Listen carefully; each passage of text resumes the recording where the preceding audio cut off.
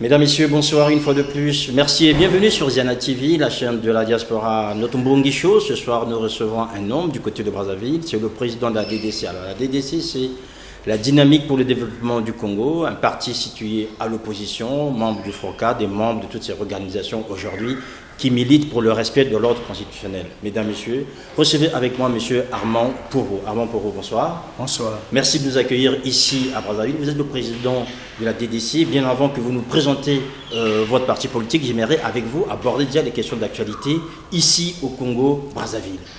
Comment définissez-vous le climat politique en ce moment? Bon, mais le climat politique en ce moment, pour nous, le climat est serein et non pas trop de problèmes. Alors, le climat est serein, c'est quand même un euphémisme, puisqu'on voit aujourd'hui tout le monde s'agiter, on sent de l'extérieur qu'il y a un bouillonnement, vous nous dites que tout va bien. Oui, mais c'est un débat politique qui concerne les acteurs politiques et nous, en tant qu'opposition, notre rôle, c'est de rassurer la population. On ne peut pas théoriser, même s'il y a un débat, c'est chaud, mais nous devons apaiser les esprits, parce que c'est nous qui sommes sur le terrain, c'est nous qui sommes en train de débattre pour cette population. Et voilà pourquoi je dis que nous sommes sereins et qu'il n'y a pas de problème au niveau de Brazzaville. Est-ce que ce débat ne prend pas des proportions plus ou moins inquiétantes, puisqu'aujourd'hui on sent un discours qui appelle plus à la paix qu'à la solution des questions sociales? Bon, mais un discours qui appelle la paix, nous l'encourageons. Mais cette paix qui doit donc déboucher vers la situation sociale des populations, parce que quand socialement on ne vit pas bien, je crois qu'il n'y a pas de paix à ce niveau. La paix, ce n'est pas seulement la paix des armes. Mais quand les gens ne se nourrissent pas bien, les gens sont malades,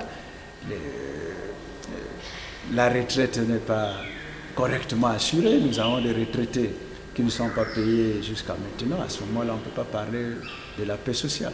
Alors au moins, vous nous rassurez que tout va bien. Oui, tout va bien sur le plan du climat, de la sécurité. Oui.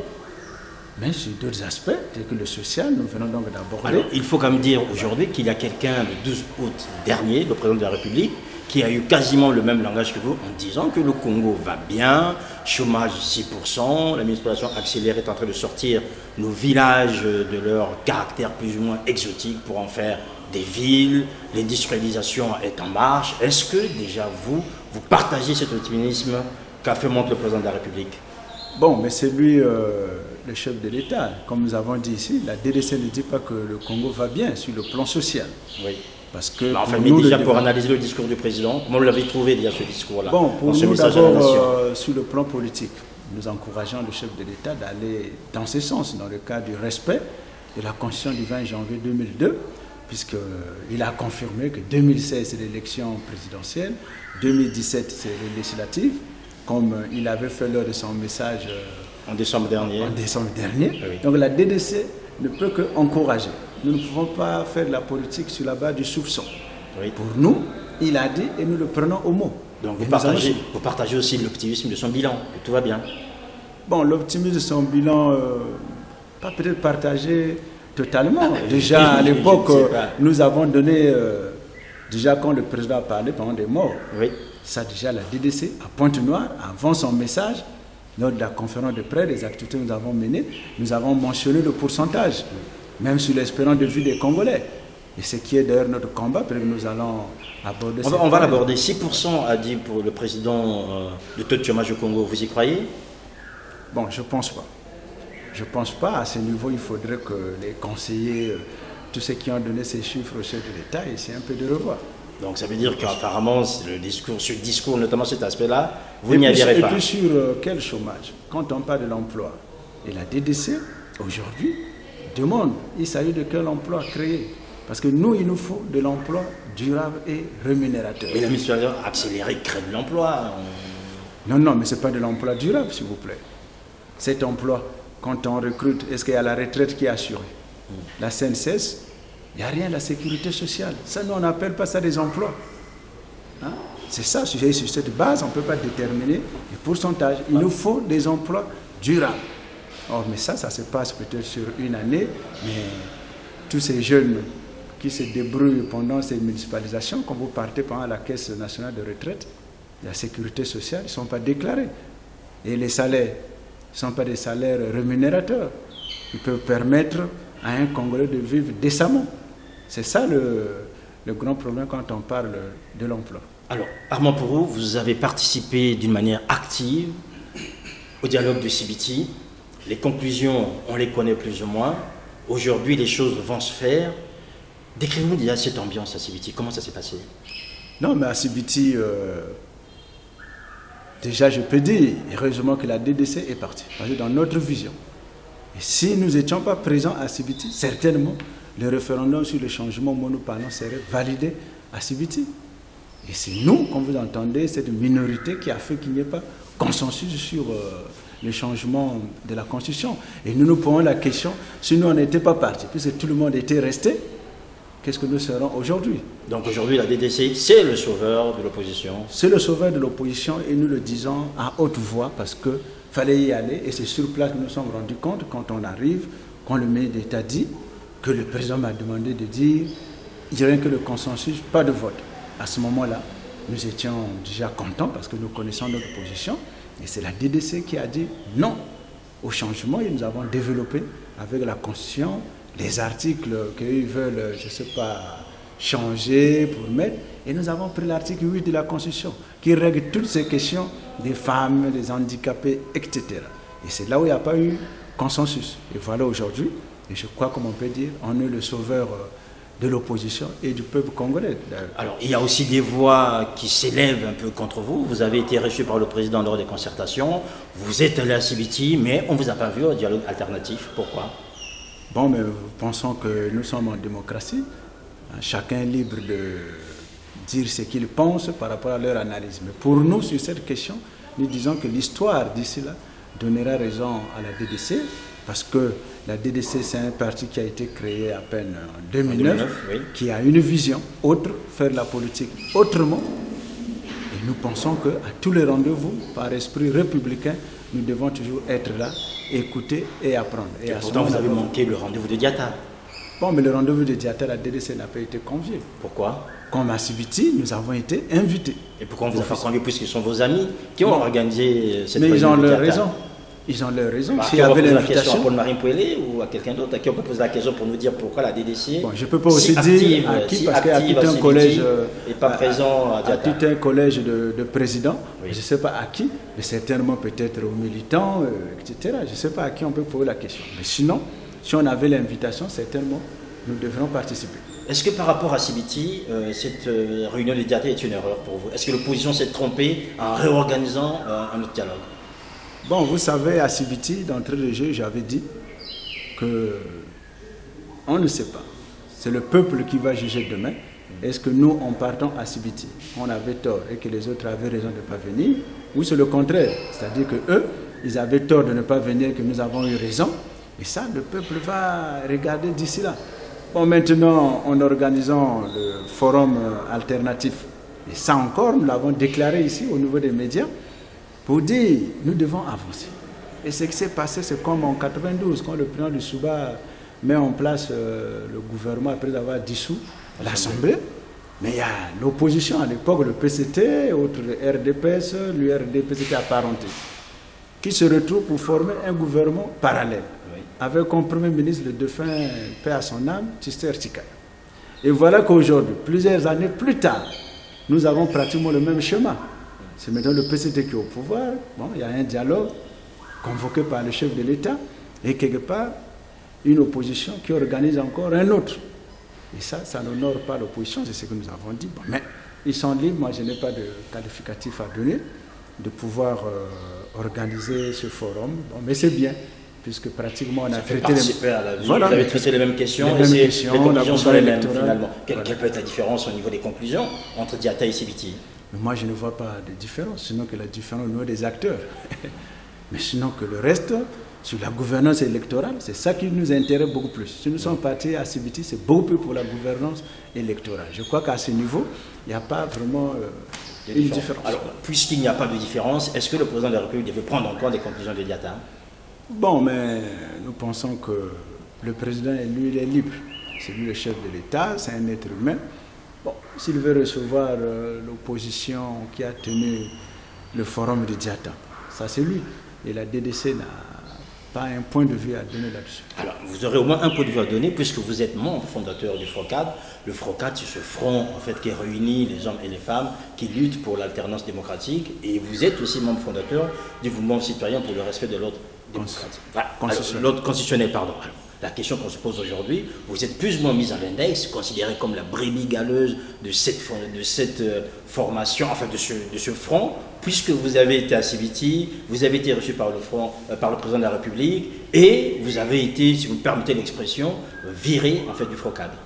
Bon, mais je crois que nous allons profiter de cette tribune pour essayer allez-y. clarifier un certain nombre de choses. J'ai été membre de la commission ad hoc chargée de rédiger le manifeste du mouvement citoyen pour le respect de l'ordre constitutionnel. Et dans ce manifeste, les choses sont claires.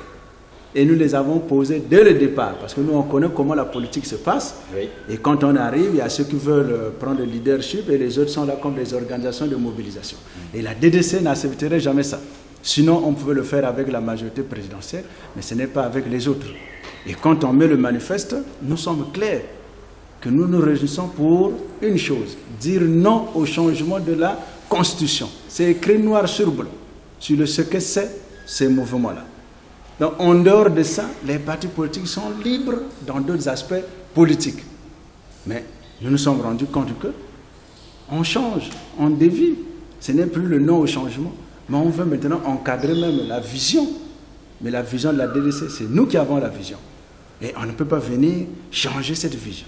Même papa et maman, nos parents, les frères, les sœurs, les femmes ne peuvent pas changer cette vision. C'est nous qui avons notre vision. Voilà pourquoi dès le départ, nous nous sommes tous accordés, parce qu'on savait, pour éviter une récupération de ce mouvement, pour dire si nous sommes ici, laissons un peu nos égos, tout ce qu'il y a, mais disons non pour constituer un rapport de force. Et pour montrer au nom de l'opinion que les Congolais ne sont pas d'accord avec le changement de la Constitution. Et c'est comme ça que nous avons mis un frein avec le mouvement que les ministres Mabiala ont commencé depuis Sibiti et Evo pour dire que les sages ont exigé le changement de la Constitution.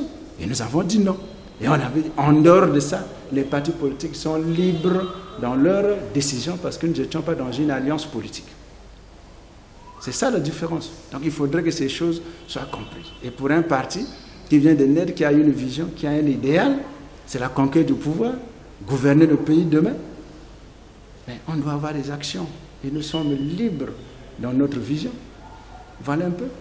Mais jusqu'à aujourd'hui, la DDC est restée ferme sur le changement de la Constitution. Et c'est ce que nous avons fait. Ça signifie que vous êtes toujours en phase avec le FROCAD. Oui, mais tout à fait, puisque nous parlons le même langage. Pourquoi vous ont-ils directement sorti en disant que vous ne pouvez plus participer aux réunions du FROCAD? C'est ça notre étonnement.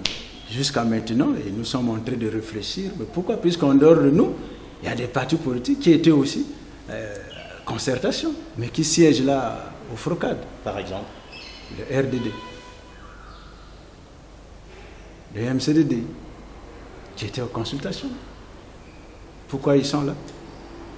Maintenant, c'est ça le point d'interrogation. Et maintenant, les militants sont en train de se poser la question.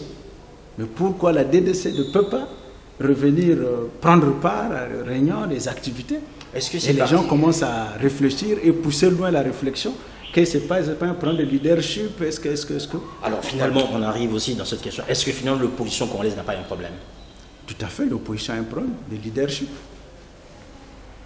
Et je crois que vous êtes des médias, vous êtes en train de suivre. Et c'est là notre difficulté. Donc ça signifie qu'en fait, vous laissez libre cours au jeu du PCT de se faire tranquillement? Non, mais la DDC a une position. Et nous allons y travailler, effectivement, pour ce leadership et rassurer la population qu'en dehors de tout ce que vous voyez aujourd'hui, il y a un nouveau produit sur le marché qui est la DDC, alors vous pouvez faire confiance. Est-ce que, Armand Pourourou, tous les leaders de l'opposition aujourd'hui qui ont travaillé avec l'administration Nguesso ont toujours la confiance de la DDC? Ceux qui ont travaillé avec... Oui. Bon, ça, on vous nous parlez des nouveaux produits, donc on vous pose, parce que ces leaders-là, ce n'est pas des nouveaux produits qui amènent des partis qui étaient... Je parle par exemple de Mathias Nzon, vous voyez tous les autres, ils ont été aux côtés de l'administration Nguesso. Oui, mais ce sont les produits, maintenant c'est à la population de regarder. Et nous aussi, on a mis sur le marché un produit qui s'appelle la DDC, mais je crois que nous demandons à la population demain d'acheter ce produit. Est-ce que vous pensez, vous, aujourd'hui, être capable de conduire? Parce que vous ne pouvez pas être 15 personnes à conduire cette opposition. Il faut bien qu'il y ait une figure qui sorte sur laquelle tout le monde va plus ou moins se concorder. Oui, non, pas tout le monde, ce n'est pas les acteurs, c'est ce que nous disons. C'est le peuple congolais qui, le moment venu, et vous verrez. Et le moment venu sur lequel? Lors du référendum, lors des votes? Non, mais maintenant, au fur et à mesure que nous sommes en train de travailler, dès qu'on va lancer l'ouverture des candidatures, et le peuple congolais est en train de suivre en ce moment. Et vous verrez que ce leader va paraître, et c'est le peuple qui va décider. Serez-vous finalement candidat en 2016, Armand Porou?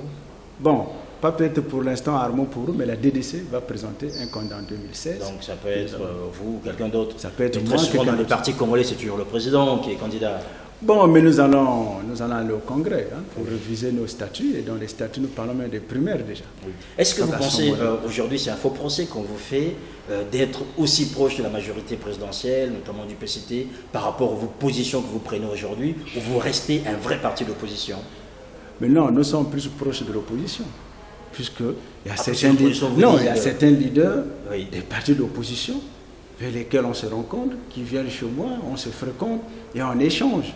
Même quand nous étions à Sibiti, au téléphone, nous faisons le point de tout ce qui se faisait à Sibiti. Et eux aussi nous orientaient. Donc ils étaient bien informés finalement. Ils étaient bien informés. Alors, ça signifie il y a d'autres avec lesquels on partage les repas et tout. Oui, donc ça signifie, cette information, ça signifie qu'il y a des gens qui ne sont pas allés à Sibiti, mais qui ont bien suivi Sibiti et qui ont fait des propositions au téléphone. Tout à fait. Et nous avons travaillé dans ce sens-là.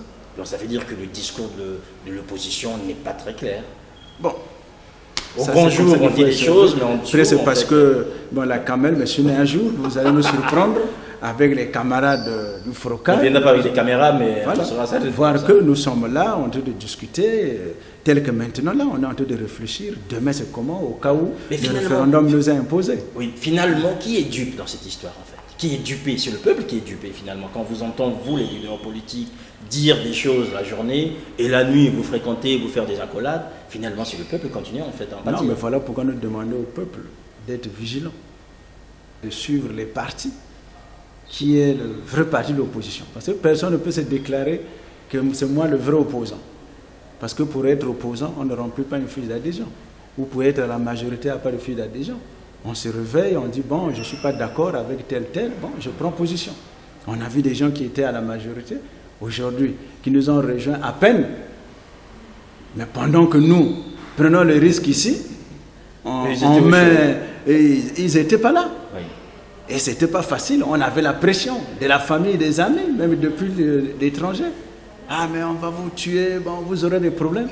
Mais nous sommes levés là pour commencer et à mettre en place le manifeste et commencer à déclarer non au changement de la Constitution. C'est nous qui l'avons fait. Mais aujourd'hui, ils sont opposants. Est-ce que nous leur avons donné un document? Ils sont venus. Est-ce que vous pensez l'arrivée de l'IDC est une bonne chose? L'IDC, c'est un groupement politique qui regroupe aujourd'hui notamment 3 personnalités, ou 4 je pense même, M. Okombi Salissa, M.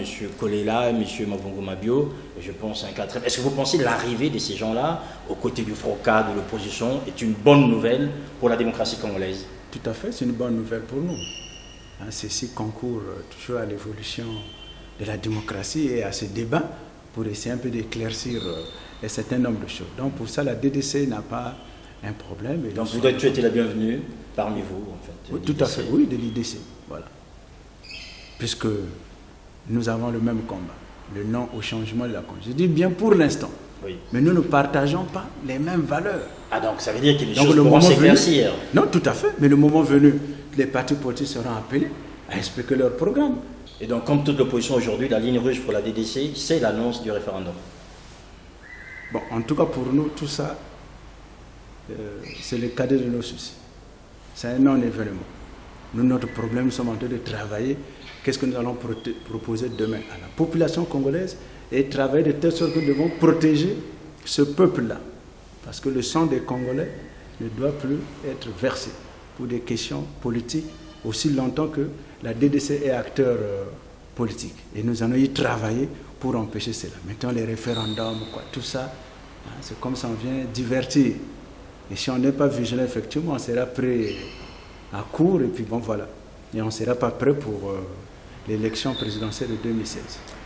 Voilà, les jeux sont faits. Nous sommes accompagnés, mesdames, messieurs, en ce moment avec Armand Pourou. Nous sommes à Brazzaville où nous organisons sur Mbongi Show. Armand Pourou est le président de la DDC, membre de l'opposition congolaise et acteur important ici au Congo sur le plan politique. Nous allons aborder maintenant cette deuxième partie. Armand Pourou sur le projet de la DDC. On vous entend tout à l'heure, à chaque phrase, il y a toujours la DDC qui revient, la DDC qui revient.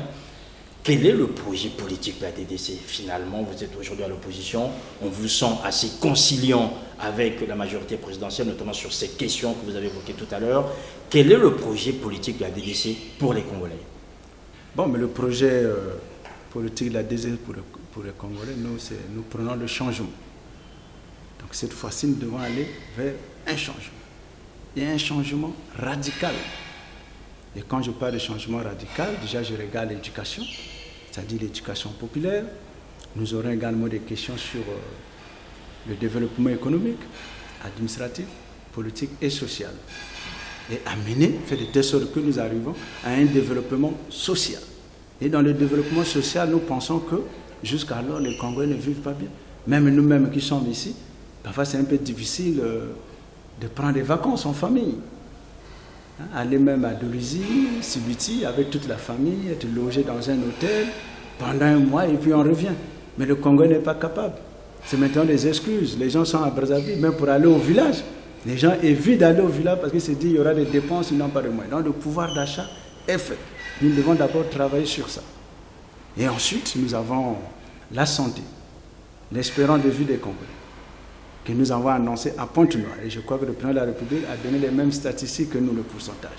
Mais ce n'est pas un bon pourcentage sur l'espérance de vie. Mais quelle espérance de vie? Mais l'espérance de vie en bonne santé. Parce que nous prenons l'offre pour développer l'économie de notre pays. Et à ce moment-là, il nous faut une demande forte. Mais la demande, quand les gens meurent, par semaine, nous avons 250 morts ici au Congo-Brazzaville. 250, c'est des statistiques vérifiées et justes. Donné même par le CHU. Et quand on prend 250 par semaine, l'année, combien de Congolais meurent? Donc il faut, on n'a pas dit que les gens ne peuvent pas mourir, mais nous allons nous battre pour freiner cela. Et à ce moment-là, il y aura la demande pour permettre aux grandes structures, les grandes firmes, de s'installer dans notre pays pour aller vers un développement. Mais tant que nous serons là, la population active de 1 million, c'est pas 200, mais on ne peut pas faire de l'économie avec une telle demande. Avant qu'on rentre dans les détails de votre projet politique, j'aimerais juste qu'on fasse la fiche d'identité de votre parti. La DDC a été créée en 2009. Entre 2009 et aujourd'hui, on a quasiment 16 ans passés. Quel est votre bilan politique, notamment au niveau des élus? Combien d'élus avez-vous déjà pu avoir? Et quelle est votre représentation aujourd'hui? Est-elle nationale, locale? Bon, notre représentation est nationale. Et quand nous créons le parti, vous voyez que nous sommes déjà en pleine élection présidentielle de 2009. Ça a été créé en avril. Oui, en avril. Et nous avons pensé que c'était tellement brusque qu'on ne peut pas présenter un candidat, puis c'est le temps d'installer. Et nous avons eu, je crois, le récépissé en 2010, je crois le 14 mai 2010, mais déjà on avait commencé les activités puisque le ministère de l'Intérieur était déjà saisi et informé. Et nous avons continué à travailler. Vous savez vous-même, la gouvernance électorale dans notre pays, nous nous sommes dit que ce n'était pas favorable. C'est comme ça que 2012, nous n'avons pas eu de candidat. Et chemin faisant, nous avons travaillé, on arrive à l'élection locale, et là les choses étaient vraiment, c'était du cafouillage, avec une loi électorale signée pendant que le président de la République est en vacances en Espagne, on ne sait pas à quel moment ça a été pris pendant que l'Assemblée siège, dans la mesure où l'Assemblée devait siéger sur la nouvelle loi électorale. Mais on nous fait sortir une loi électorale avec la signature du président de la République, l'Assemblée même surprise. Et à ce moment-là, la DDC a vu qu'il y avait des choses antidatées, c'était clair, et nous avons saisi la Cour suprême pour solliciter l'annulation de ce scrutin. Et que nous n'avons pas terminé, même s'il n'y a pas encore la suite, mais le moment venu, nous allons réactiver ce dossier. Donc tous les élus locaux ou les sénateurs qui s'attendent à un moment de perdre leur mandat, quand nous aurons vraiment une justice digne de ce nom. Et jusqu'alors, la requête de la DDC n'a pas de réponse. Alors aujourd'hui, on vous sent porter un projet ambitieux, mais est-il possible de porter un tel projet si on n'a pas derrière des élus locaux qui puissent en fait vous accompagner? Bon, mais je ne pense pas. Nous allons y travailler et vous connaissez dans quelles conditions les élus ici au Congo sont arrivés et nous sommes partis à Civiti. C'est pour cette gouvernance électorale, pour la transparence. Parce que sinon, après, ça va être des contestations. Vous pensez pour vous, toutes les élections ne sont pas transparentes? Tout à fait. Je crois que vous avez suivi de l'extérieur comment ça se passe ici, chez nous au pays. Et voilà pourquoi nous avons tenu sur cette gouvernance électorale. Et nous avons obtenu donc l'indépendance de cette CONEL. Je crois qu'il y aura une loi, la nouvelle loi électorale va prendre en ligne de compte cette CONEL qui va avoir maintenant un budget qui sera inséré dans le budget de 2016. À ce moment-là, la CONEL sera maintenant autonome. Et nous n'aurons plus à la tête des magistrats. Et voilà ce qui nous avait échappé. C'est en plein débat de la Constitution que nous, l'opposition, nous sommes rendus compte que à la tête de cette CONEL était un magistrat. Or, c'est incompatible avec sa fonction. En tant que magistrat, vous ne pouvez pas occuper le poste de président de la CONEL. La preuve, la DDC porte plainte, on dépose, ça tombe sur le bureau de celui qui est président de la CONEL, qui est en même temps le magistrat en charge de ce dossier. Qu'est-ce qu'on a? Il y a un conflit d'intérêts. Voilà, à ce moment-là, nous avons obtenu, je crois que prochainement, il n'y aura pas un magistrat à la tête de la CONEL. Et si les magistrats, il doit démissionner de la Cour suprême et devenir un citoyen comme tout le monde. À ce moment, il peut occuper ce poste. Donc, ça signifie qu'aujourd'hui, quand vous allez du côté de la Bwenza, de Simoudignari ou encore du côté de Makoti Pokolaba, on peut trouver des bureaux existants de la DDC. Tout à fait, mais la preuve à Civiti, la DDC est le seul parti après le dialogue qui a tenu un meeting. Le dialogue a pris fin le vendredi et samedi nous avons tenu un meeting à la place rouge, je crois, c'est comme ça qu'on appelle ça, à la case du parti. Et il y a des images et à 11h nous avons pris le vote pour Brazzaville et nous avons rendu compte de tout ce qui s'était passé à Civiti, à nos militants. Alors parlons maintenant du projet de la DDC pour l'éducation. Il y a quelques mois, le bac congolais a été annulé. Vous, du côté de la DDC, qu'est-ce que vous avez comme projet pour valoriser ce baccalauréat dont on voit aujourd'hui qu'il va à volo? Bon, mais je crois que pour valoriser le baccalauréat au niveau de l'éducation, vous voyez les textes existants, déjà sur la prime d'incitation. Vous voyez un peu? Depuis des années, c'est de prime à 5 000 francs. Déjà, il n'y a pas... Par jour, par copie, comment ça se passe? Non, c'est par mois. Pour inciter par exemple les enseignants qui sont à l'intérieur du pays. Mais la DDC prévoit l'augmentation de cette prime, mais qui doit être aussi donnée aux enseignants qui sont dans les grandes villes, pas seulement ceux qui vont dans les campagnes. Et ensuite, sur le plan éducationnel, nous avons tout un programme qu'il faudrait, et surtout l'instruction civique, qu'il faudrait faire de ça un cours. C'est vrai qu'hier, il y avait le MNP, il y avait des cours qu'on a écartés parce que c'était le mono, mais nous pouvons les récupérer en changeant tout juste. Parce que hier, nous, on respectait le mât, le drapeau, mais aujourd'hui, bon. Il y a une éducation civique aujourd'hui.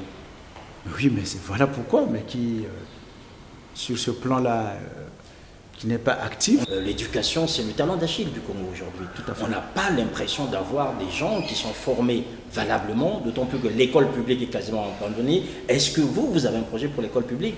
Aujourd'hui, tout le monde veut mettre un enfant dans le privé et dans l'école publique, il n'y a plus personne. Alors que les Congolais n'ont pas les moyens, visiblement, pour payer ces écoles privées. Non, mais voilà pourquoi nous disons, nous parlons de revaloriser. Entre-temps, les enseignants étaient en grève pour leur dû. Ils voulaient avoir un statut spécial. Et je crois qu'il faut aller d'abord dans ce sens. Que l'enseignant ne soit pas frustré devant les élèves aujourd'hui, que nous-mêmes aussi, les parents,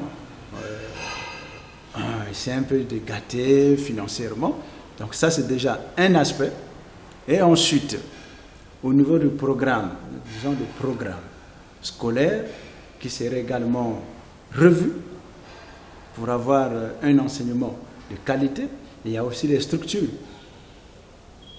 de ces enseignements. Nos écoles, vous voyez que depuis que le blanc ou le colon a laissé ses salles de classe à l'époque, c'était des ouvertures, etc. C'était par rapport au climat, on n'était pas nombreux.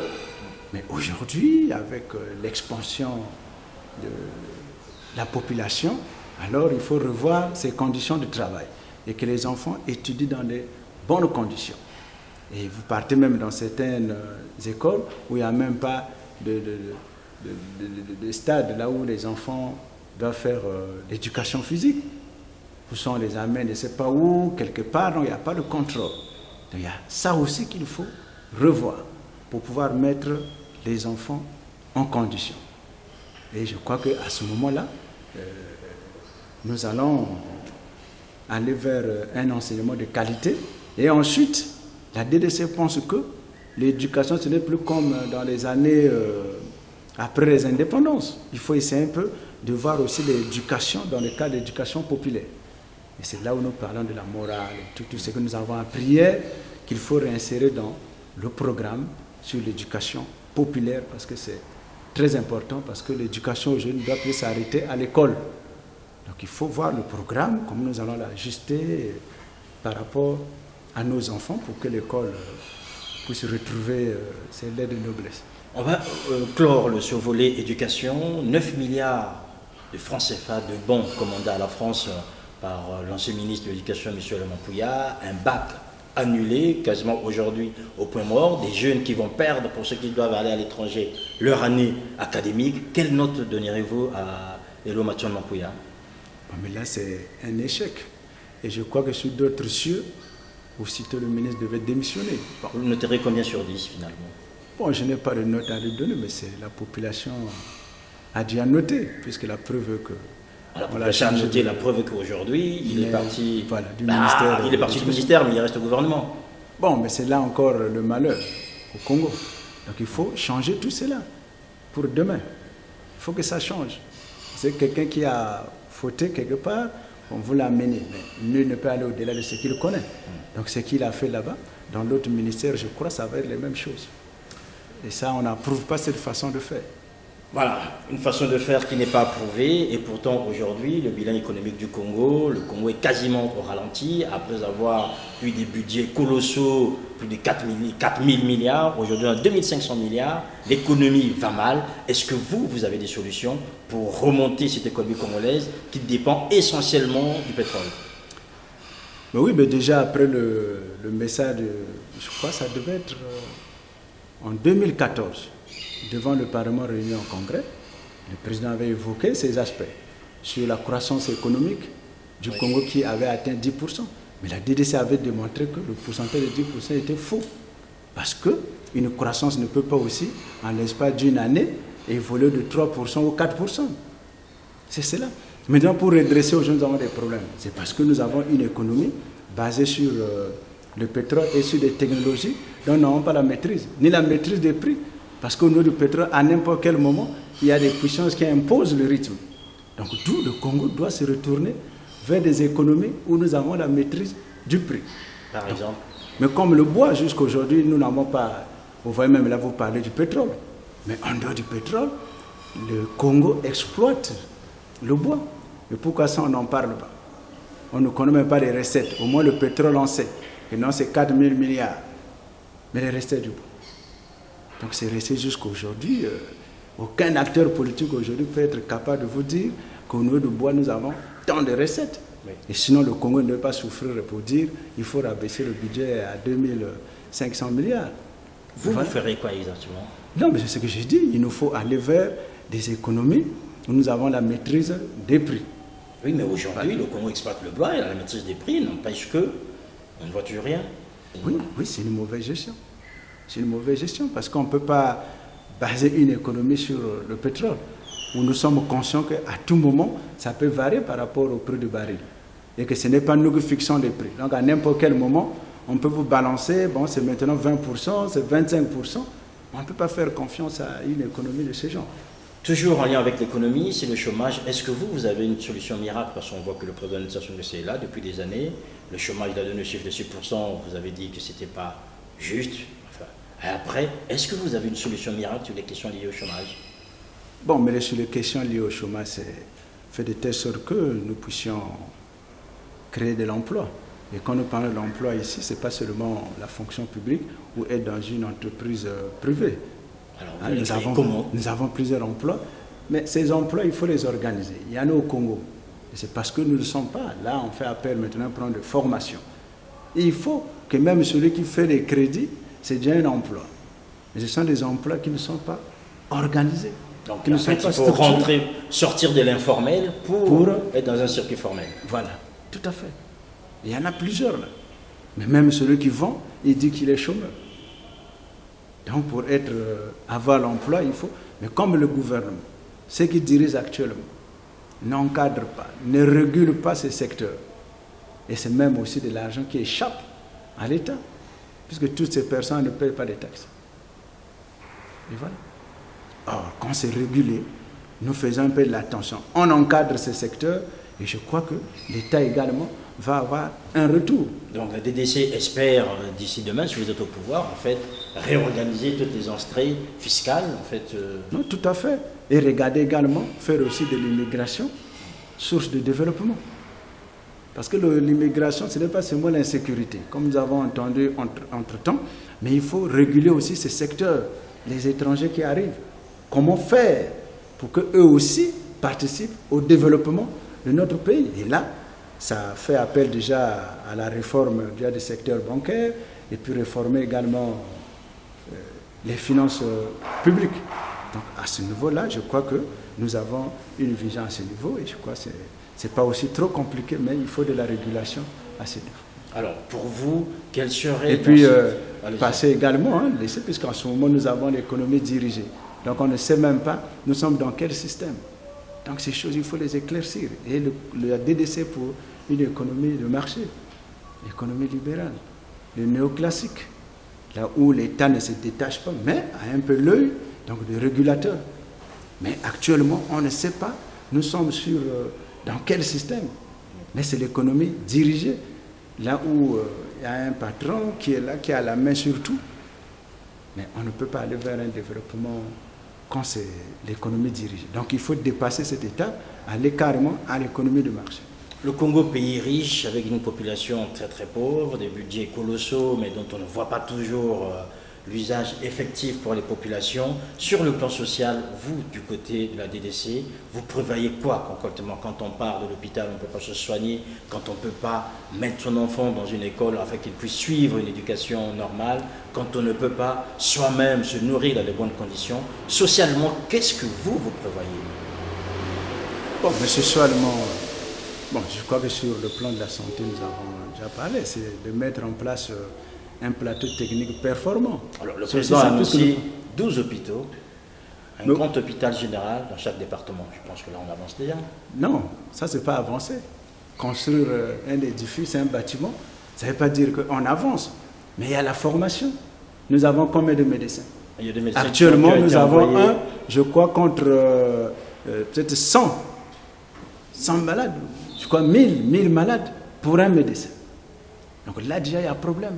Mais le monsieur va consulter pendant combien de temps? Non, le 1000 prend un rendez-vous pour venir après 2 mois, pour que le médecin puisse le recevoir, parce que le monsieur est tellement inondé, 1000.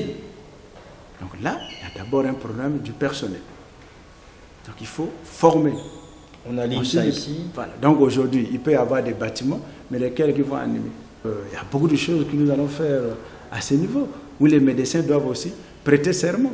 Ah mais ils prêtent déjà serment, puisqu'ils ne sont pas là par hasard. Non, nous avons un serment où, parce que vous voyez ce qui se passe dans les hôpitaux, la négligence. Mais les serments des gens qui meurent aussi. Normalement, déjà, les obligent déjà à ne pas... Mais nous avons un autre serment qu'ils vont prendre. Parce que quand il y a des négligences, ils peuvent poursuivre. Il va constituer mais non, mais un médecin doit être poursuivi. Surtout quand il y a des décès mais la loi permet déjà aux citoyens de poursuivre les médecins pour négligence. Oui, mais nous allons renforcer cette loi. En proposant quoi en plus? Mais en plus, mais quand les médecins arrivent, ils sont devant une obligation. Vous avez dit ici qu'ils ont un serment d'Hippocrate. Oui, c'est le premier serment d'Hippocrate. Ils doivent faire leur travail selon les règles de l'art. Et ensuite, aujourd'hui, nous avons des médecins qui vont encore prester dans leur cabinet privé. Il y aura un choix. Où vous êtes dans l'administration publique, ou vous êtes dans le privé. Et du coup, quand ils arrivent au niveau des établissements publics, ils ne font pas trop attention aux malades. Mais sinon que passer par deux peuvent proposer, non, mais pour ça, il y a un cabinet, il faut y aller. Et à ce moment, les malades quittent pour aller maintenant dans leur cabinet. Et c'est là-bas où ils sont un peu quand même bien suivis, à peu près. Donc ça, c'est quand nous parlons donc des serments dans ce sens, où vous êtes dans les établissements publics, où vous êtes quand même dans le privé. Et vous parlez dans le privé, travaillez tranquillement. Donc ça, c'est vraiment le choix qu'apportera la DDC, La DDC. pour ce qui concerne le milieu hospitalier. Hospitalier. Et en matière de culture, finalement, vous avez parlé qu'il fallait occuper les jeunes, mais on voit quand même nous sommes dans un pays riche, mais il n'y a pas de cinéma, il n'y a pas de grande salle de spectacle, il n'y a pas grand-chose. Proposeriez-vous quoi concrètement? Bon, mais effectivement, c'est vraiment désolant. Il Et faudrait pourtant, on a un grand festival qui est le FESPAM, qui engloutit 4 milliards tous les 2 ans. Bon, mais est-ce que c'est un grand FESPAM? Enfin, Vous un voyez, grand par exemple, ce qui FESPAM, s'est j'en sais rien, passé mais avec un dernièrement budget pendant 2 colossal. jours, 3 jours. Oui. Non, mais je crois que la culture, c'est bon, parce que j'ai été un moment dans ce domaine. Je crois qu'il y a aussi une vision sur le plan de la culture, faire des FESPAM ou un festival digne de ce nom, dans toute la République, mais d'une manière rotative. C'est possible. Et comme ça se passe ailleurs, nous aurons des producteurs assermentés, auprès de qui l'État dégagerait un budget, c'est-à-dire l'argent, il ne touche pas, mais il y aurait un budget comme ça pour dire, bon, telle année, vous avez par exemple un festival organisé dans tous les départements. Telle année, vous avez un festival comme ça. Maintenant, le festival panafricain. Nous allons aussi réexaminer qu'est-ce que ça apporte réellement au Congo. Parce que dans tout, il faut voir aussi le profit. On dépense, mais il faut qu'on retourne aussi. Voilà. Donc, dans un premier temps, créer des conditions de faire un retour des Congolais vers la culture, parce que nous avons perdu aussi cette culture. Donc, il faut d'abord ramener le Congolais à aimer le cinéma, à aimer la musique, à aimer tout ce qui est culture. Et à ce moment-là, quand on a fait ce travail, et quand on organise de tels événements, les Congolais vont venir. Mais déjà sur le cinéma, quand même, ça va. Bon, je ne peux pas... Mais il y a déjà un Congolais de bonne foi qui vient de mettre en place une salle de cinéma. Et ça, déjà, j'ai apprécié et j'ai encouragé. Je crois que d'ici là, au nom du parti, nous avons pensé visiter ces cinémas. Hein, c'est vraiment bien installé. Et ça, il faut encourager ce Congolais qui veut nous ramener vraiment dans le cinéma comme c'était avant. Voilà, encourager les Congolais qui sont dans une détresse sociale. Est-ce que vous pensez qu'il est possible que demain le pays donne à ses enfants un revenu minimum de solidarité? Tout à fait. Et je crois que dans notre projet, c'est inséré. Donc le moment venu, quand nous allons le publier, ce point-là existe. Quel montant à peu près? Quelle fourchette? Bon, mais la fourchette, je crois que c'est au Congrès que nous allons finaliser un peu sur les fourchettes parce qu'il faut... Vous pensez qu'aujourd'hui, le pays est capable de le faire? Tout à fait. Le pays est capable, je vous dis. Le Congo a suffisamment d'argent. Même après le président Sassou, nous avons les moyens, sans même traquer ceux qui ont, comme on dit, hein, parce que moi je n'ai pas les preuves, puisque la justice ne nous a pas encore présenté des dossiers que les gens ont détourné les fonds, etc. Mais sinon que le Congo a des moyens et nous pouvons faire face à cela. J'aimerais juste avec vous aborder un aspect, c'est la diaspora. À CBT, on a évoqué la diaspora, qu'il fallait que la diaspora prenne sa place dans les institutions congolaises dorénavant, peut-être avoir des élus qui viendraient des Congolais de l'étranger. Est-ce que vous pensez que c'est une avancée pour la démocratie congolaise? Tout à fait, mais nous partirons encore trop loin, un peu plus loin, et que la diaspora congolaise, nous sommes en train de nous battre pour ça, et droit de vote. Il faut que nos amis de la diaspora participent au vote, à l'élection du chef de l'État. Mais pourquoi pas aussi qu'ils aient des élus? Et c'est très important, comme ça, il n'y aura pas trop d'interprétation. Nous avons comme l'impression qu'on est de la diaspora, et nous ici, on n'est pas trop bien connectés. Hein, il y a la calomnie, la médisance, la désinformation et tout. Je crois que quand la diaspora sera organisée, ils ont des élus, ils sont impliqués, il y a des votes. Je crois qu'à ce moment-là, les choses vont aller très vite. Et la diaspora aura aussi une vision claire de ce qui se passe dans le pays. Donc vous espérez l'évolution des institutions afin que la diaspora ait toute sa place? Bon, mais faire évoluer comment? Enfin, je ne sais pas, mais aujourd'hui, il n'y a pas la diaspora. Il n'y a aucune mention de la diaspora nulle part. Donc si vous voulez demain que la diaspora vote, il faut bien qu'on puisse c'est une loi qu'on doit prendre. C'est une loi. Et ça règle le problème de la diaspora. Ça peut être dans la loi électorale. Et on a réglé. C'est comme le plan de la CONEL. À CBT, il y a des gens qui ont pensé qu'il faut faire évoluer les institutions ou changer la constitution pour faire de la CONEL une institution. Nous avons dit non. Même dans la loi électorale, on peut insérer. Et je crois que c'est ce qui va se faire en ce qui concerne la CONEL. Nous ne sommes pas obligés de déranger la Constitution ou faire une révision constitutionnelle pour prendre la diaspora en ligne de compte. Voilà, c'est tout. Maintenant, après ce moment d'échange, Armand Pourreau, vous allez regarder cette caméra et puis faire votre déclaration en tant qu'homme politique. Vous dites ce que vous avez sur le cœur aux hommes et aux femmes que vous suivez maintenant à travers le monde et ici à Brazzaville. Bon, mais aux hommes et les femmes qui nous suivent à travers le monde et ici à Brazzaville, c'est que la DDC, c'est un parti politique de gouvernement qui est en train d'œuvrer pour la conquête du pouvoir, qui a une vision pour le pays et que nous souhaiterons que 2016, que nous ayons un candidat et que toute femme, tout homme puisse soutenir la DDC dans son combat et que demain, lors de l'élection, nous profiterons également. C'est-à-dire qu'il y aura plusieurs candidats et la DDC souhaiterait que tous se préparent parce que nous sommes pour le débat radio-télévisé avec les acteurs politiques où chacun viendra avec son projet. Peu importe le candidat, alors il faut que tous ces candidats se préparent parce que nous allons solliciter cela pendant les campagnes, que les acteurs politiques soient autour des médias, des professionnels après pour pouvoir expliquer leur vision au peuple congolais. Donc voilà ce que je dis donc à tous ceux qui me suivent, que rendez-vous est pris pour 2016 et ne soyez pas terrorisés.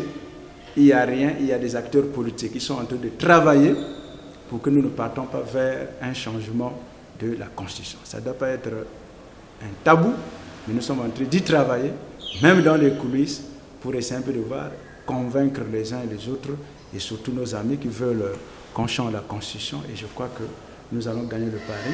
Et les élections de 2016 vont se tenir dans les délais et dans de très bonnes conditions. Voilà, Armand Pourreau, merci. Merci, c'est moi qui vous remercie.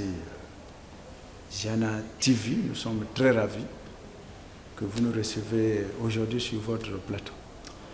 Voilà, mesdames, messieurs, on vient de terminer cet entretien avec Armand Pourreau, président de la DDC, Dynamique pour le développement du Congo. Merci à vous qui nous suivez, merci à Noko Kumunga Koso pour les images, toute l'équipe de Ziana TV qui s'est déployée ici à Brazzaville. Merci surtout aux hommes et aux femmes qui accompagnent aujourd'hui l'action de Ziana TV. Merci à l'hôtel Safia de nous accueillir ici. Portez-vous bien et à très bientôt. Au revoir.